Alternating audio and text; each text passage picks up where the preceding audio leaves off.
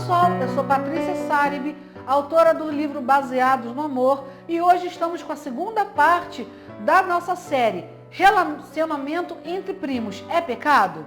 Então vamos lá? Por que eu estou falando sobre isso, gente? Você que está chegando agora, eu aconselho que vocês assistam outro vídeo, pois no livro Baseados no Amor, o tema principal é exatamente esse, um relacionamento entre primos. Então vamos agora falar como que começa essa história de primos se relacionarem amorosamente. Tudo começa na adolescência, tá? E é na adolescência que o interesse por um primo ou uma prima pode ser mais intenso, porque o jovem tem uma segurança maior nesse núcleo para experimentar. Conta a psicóloga Márcia Dolores Rezende de Lima. Entre aspas, você descobre muitos sentimentos com as pessoas próximas, além das afinidades, claro. E o amor tem a ver com afinidades. Fecha aspas, diz então a psicóloga. Se a aproximação e as brincadeiras, entre aspas, de namoro entre os primos começam na infância, os pais devem tratar de maneira tranquila. Abre aspas da psicóloga. É prematuro se preocupar com essa questão quando eles são crianças. Fecha aspas, declara a psicóloga Márcia Dolores. Já na adolescência, é importante que haja diálogo, tá? É fundamental que os pais participem da vida afetiva e sexual dos filhos, independentemente de ser primo ou não, a fim de orientá-los para lidar, né? No caso, orientá-los com as conversas, né? Porque o adolescente pode se preparar para lidar com as limitações, explica Márcia, e também com o preconceito que pode ter de encarar entre a família. Ou seja, você tem um primo, uma prima, já começa de criança a conviver, e quando chega na adolescência, o que acontece? Os hormônios e tal, e de repente vem aquele interesse, é aquele primo ou aquela prima que você tem mais afinidade. Não importa quanto tempo que você conviva, se mora perto, se mora longe, você tem uma afinidade com aquela pessoa específica, aquele. E pode acontecer na adolescência esse interesse, porque estão se descobrindo, e são pessoas próximas, pessoas que você pode confiar. Agora, uma coisa muito importante que a doutora Márcia Dolores diz. Lembre-se, não adianta proibir.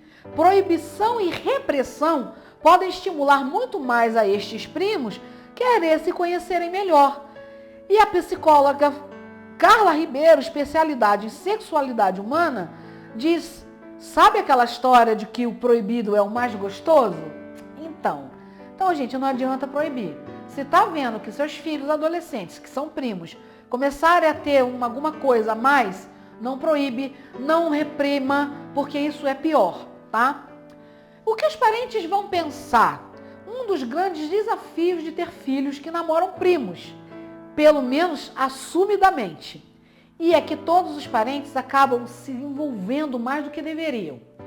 Por isso, quando o casal decide se relacionar, é preciso dar um tempo a eles, sem que o romance seja divulgado, para que amadureça o sentimento e percebam se o lance é sério ou só uma diversão passageira, conta Valéria.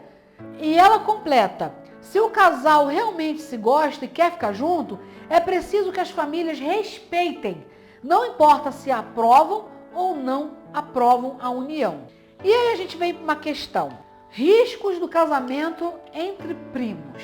As culturas onde se aceita o casamento entre primos defendem os seus benefícios sociais e econômicos, tais como o fortalecimento dos laços familiares e a manutenção da riqueza na família. Já os opositores argumentam que o casamento entre primos de primeiro grau aumenta o risco de transmissão de anormalidades genéticas. Mas para o Dr. Beatles, 35 anos de pesquisa sobre os efeitos na saúde do casamento entre primos levam-no a acreditar que os riscos de se casar com um primo têm sido muito exagerados. Segundo ele, não há dúvida de que as crianças cujos pais são parentes biológicos próximos têm um maior risco de herdar doenças genéticas. Estudos de uniões entre primos em todo o mundo sugerem que os riscos de doença e morte precoce são de 3 a 4% mais elevados do que no resto da população. Mas, continua o pesquisador, Os riscos se aplicam principalmente aos casais que são portadores de desordens genéticas, que normalmente são muito raras. Abre aspas, para mais de 90% dos casamentos entre primos, o risco de ter um filho com uma anomalia genética é o mesmo da população em geral. Fecha aspas, disse Beatles. Além disso, muitos estudos sobre os efeitos do casamento entre primos não levam em conta a influência de fatores não genéticos sobre a saúde. Então, gente, de acordo com psicólogos e médicos e até a lei, não é proibido ter filhos. É o que eu falei na primeira parte. É só procurar um geneticista, tá? Então, continuando aqui a parte, né, a saúde infantil, né, fala sobre a saúde infantil. No caso, eles se preocupam dessa parte genética da saúde infantil, ou seja, do ser que virá através dessa união entre primos consanguíneos. Né? Então, a saúde social, como o nível socioeconômico, né? A dieta da mãe, né, durante a gravidez e as infecções. Muitos desses dados são extremamente pobres, disse o pesquisador Beatles.